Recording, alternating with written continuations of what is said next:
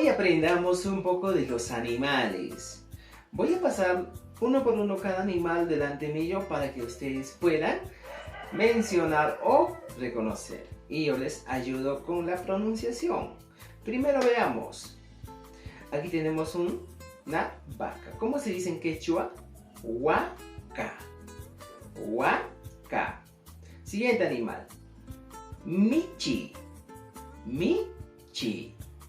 Siguiente animal. Tenemos alco. Alco. Siguiente. Machahuay. O también algunos lo llaman amar. Machahuay. Siguiente animal. Tenemos huaypa. Huaypa. Pasamos con el siguiente animal.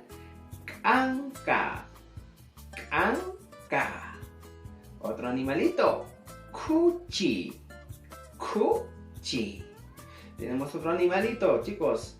Cowi. Cowi. Entonces, amigos, estos son algunos animales que podemos nosotros encontrar ya en nuestro entorno.